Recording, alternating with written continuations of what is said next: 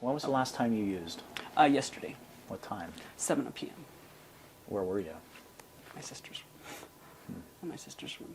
Yeah. Why? Why did you use? Because I started doing laundry here and I found a bag in my pocket. Other than that, before that I was 4 days into it. So I was kind of hurting yesterday. I was sweating. Got a lot of cramps and vomiting and diarrhea and all the things that happen. And I was rolling around her bed and I was like, well, I got to do laundry. So I got up and in my pain, I was kind of like throwing stuff, and in the washer there was a bag that was sealed. So kind of was like soap washed heroin, but I still did it. I put it in a thing and I shot it up my arm. How did you feel? Like I let myself down. How did you feel right after using? All the pain went away.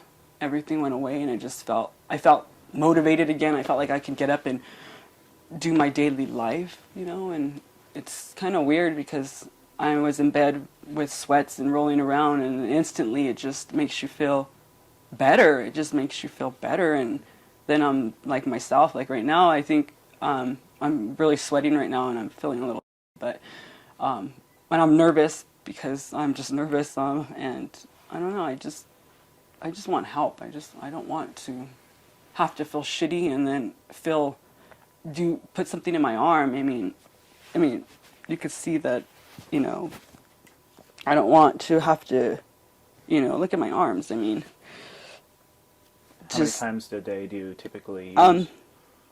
Honestly, 23 times a day I'll shoot up heroin, and that's just heroin, not meth.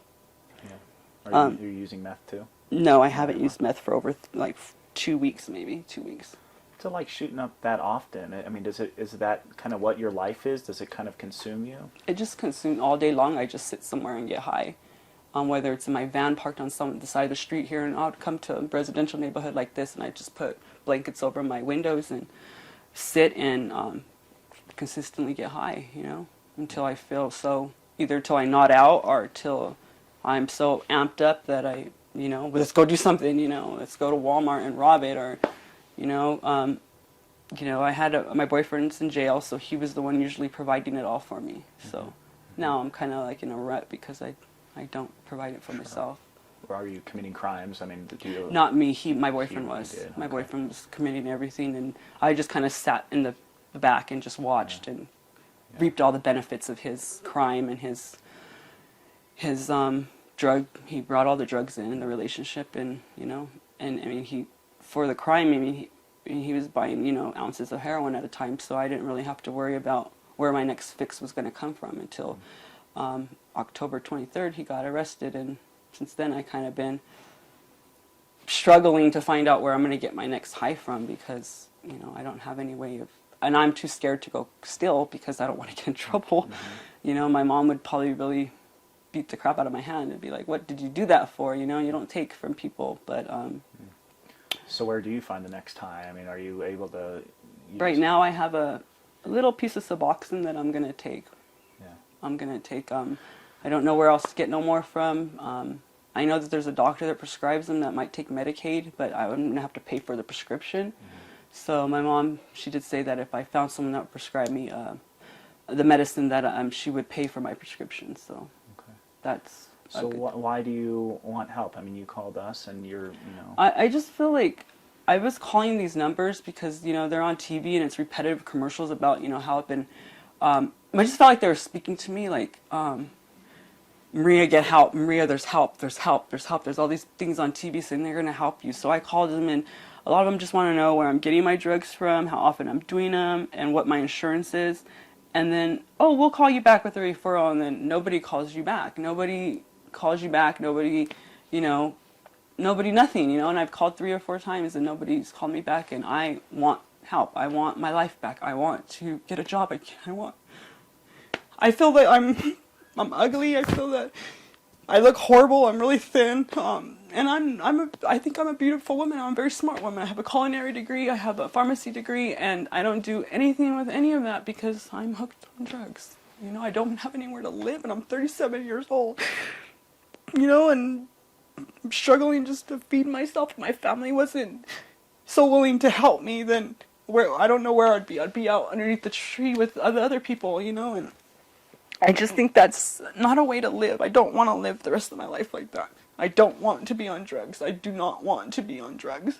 I'm tired of being on drugs. I'm tired of living in a car. I'm tired of feeling like I hate myself. I'm tired of, I struggle with a little bit of mental health. I've tried to kill myself before. I don't want to get to that level. I don't want to get to the point where I'm nailing a rope to the ceiling so I could take my own life. I don't want to get to that point again, and I feel that that's where I'm going, because the addiction to heroin is so intense. The craving for it is so intense, and it's nothing I've ever felt before. You know what I mean? Nothing I've ever dealt with before. So and it's you just have a family history too, right? I mean, talk about your family a little bit. Yeah, my with. Yeah, they have some. You have some addicts in your family. Right? I have addicts on my mom's side of the family that my mom has always done her best to keep us away from. But as a young teenager, I ran away from home, and I kind of seeked out my mom's side of the family that was usually all they're all heroin addicts that are back in California. But like I moved here 17 years ago, so I really don't have any connection to them. Like I just know they do it. They don't. I've never got it from them or even asked them about it. But what's it like to see them and hear that they're passing away? It's scary. It's scary because I feel that that they're up, using every day, and their life was still going on, then mine could still go on.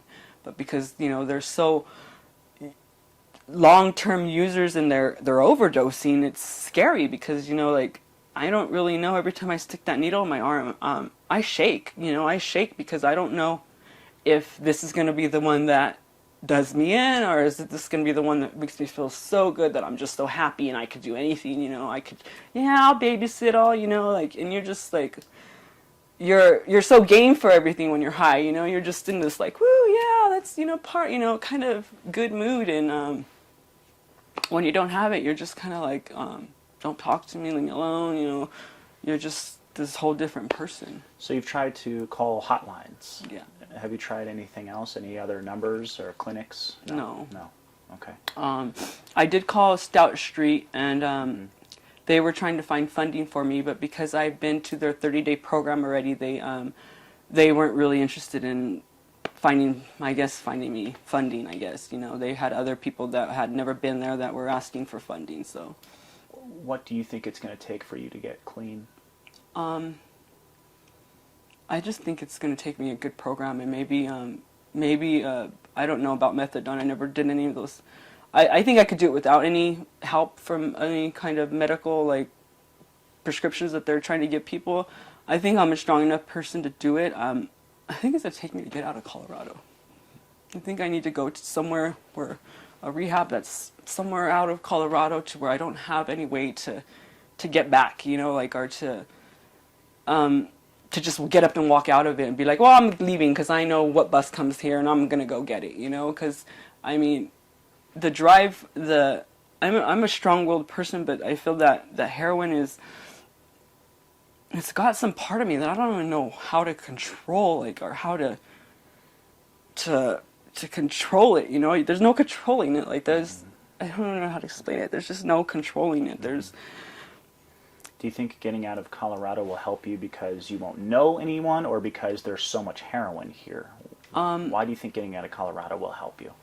I think both of those reasons. I think because I won't know anyone, and because there is a lot of heroin here in Colorado. It's easy to get. Anybody can get it. I mean, I've seen kids that are younger than me. 20 years old down at the park living underneath the bush already because they want to do heroin every day. And it's sad because I have a kid that's 21 years old, to be sitting underneath a bush with a 21-year-old that is been doing heroin for, 2-3 years, and I'm like, wow, that's sad, it's sad that everybody can just get it, anybody can get it. If you wanted to get it, you could walk down there, and all you have to do is dress a little more casual, and they'll give it to you, and they don't have no problem. They'll even give you a needle if you wanted, and... Let's be hopeful here for a second, okay? You get into a program and you get clean. What do you want to do? What's the future look like for Maria? The future looks like for me is I just want to get the word out there to everybody. I want people to know how easy it is and how many people I've met on the street that said that they started using heroin because they were addicted to Oxycontin, to prescribed medicine. I didn't start on prescribed medicine. I started with heroin from the street, but there's so many young little kids out there that, I mean, are my kids' age that are hooked to heroin, and I kind of want to help people, but and then I'm kind of scared because I feel that that might drag me back into the scene of it, and I don't want to. I just want my life back. I want to be able to go and pick my 14-year-old up and, you know, not have to run to a bathroom, you know. And I'm always in the bathroom. I'm always in the bathroom, you know, no matter where I'm at, I'm always in the bathroom because I'm rinsing the cottons or trying to get a little bit more out of the bag, you know. I want to be normal. I want to have a normal life again. I only had one for 3 years. From, you know, 30 to 33, I had a pretty normal life, you know. I was, you know, working, I was going to school, I was sober, and I was just being me and getting to enjoy Colorado. I love to snowboard, I like hiking, I've worked as a camp host, I love the mountains. I don't go up there. I didn't even see a mountain this year. No summer did I even swim in a lake this year. And I don't know how many winters have passed. I haven't went snowboarding. I have all the gear. I have everything. I mean, I know how to get the passes. I know where the good mountains are, you know, and I don't do any of that. Everything about me is just heroin. My final thought here is where did your heroin use start? Did it start with prescriptions at all? No. With heroin. With heroin. With heroin. I was sober for 3 years off of meth, methamphetamine. Yeah. And it started with a boyfriend that had got off of drug court and said, hey, I'm going to go on a binge. And I was like, well, if you're going on a binge, I'm going on one with you. And he didn't hesitate to give me a needle with heroin in it. And it took me a long time it took me about a year to stop throwing up from it. Mm-hmm. But I consistently kept doing it and doing it and doing it until my body got used to it. Mm-hmm. Tom, did you have anything for Maria? Is there anything else you feel like we're missing in terms of you not being able to get help?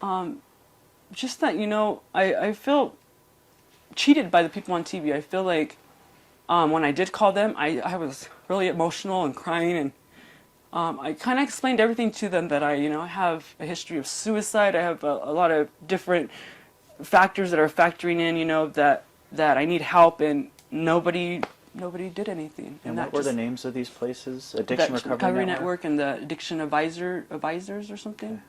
So Maria, why now? You've had all this time. Why now? You hit a low? How would you describe it? I hit. Yeah, not that I hit a low. Yeah, I hit a low. I have nowhere to live, and I have nothing left to give an addiction but my life. And I don't want to give it my life. I don't want to give it my life. I have nothing else to give it. It's took everything from me already. I have no home. I have nothing but my life, and I don't want to give it my life. My life is too important to me right now to just keep using and waste it away. And I did have a friend, my best friend, overdosed almost 2 years ago now. Well, she didn't overdose. She stopped breathing. But she had I think it was because of the heroin use that we were doing together that caused her asthma to flare up and just kill her. And she had a brand new baby and little babies all around her. And I think that was my motivating force. My friend, someone so close to me, sister-in-law and friend, just to just stop breathing and have all her kids around her like that, and just, you know, she just. Her die? I didn't see her die. I was at my house at the time. I had a home still, and just to know that someone that close to me stopped breathing from it and just is gone, and it's hard to accept and hard to move on, and I don't want that for my life. I don't want my family looking over at me being like, oh, well, she's just another statistic, or oh, she just fell into the cracks of heroin, you know, and I don't want my mom to bury me like that. I don't want my kids to remember me like that. I want my kids to know that I gave it all I got to stay sober. That I gave it all I got to stay sober, and that I'm trying, and I want help, and I want if I got into a program, I would do my program. Are you going to take that Suboxone today? Yes. Yeah. I am. Are you going to try to find more heroin soon? No, I'm going to try to take the Suboxone, and then I'm going to try to finish kicking it. I mean, 4 days. They say 4 or 5 days, and you can't take Suboxone for 72 hours. I've took it, within 11 hours of using before, and it never affected me, but it's a opiate blocker, so even if I did opiates, it wouldn't affect me, which they say that's how people overdose, because they do an opiate blocker and then they keep doing heroin trying to get that high. I know that I'm a pharmacy tech, so I mean, I know that if I do that, I'll end up eventually killing myself trying to get high on heroin. So I'm gonna take this Suboxone. I'm gonna stay at my sister's room and roll around in her bed until she tells me I gotta leave. And whether where I go from there, I don't know. If I'm gonna go to my mom's or where. I just know that as long as I'm here and I'm on Suboxone and I'm not. I broke my last needle this morning.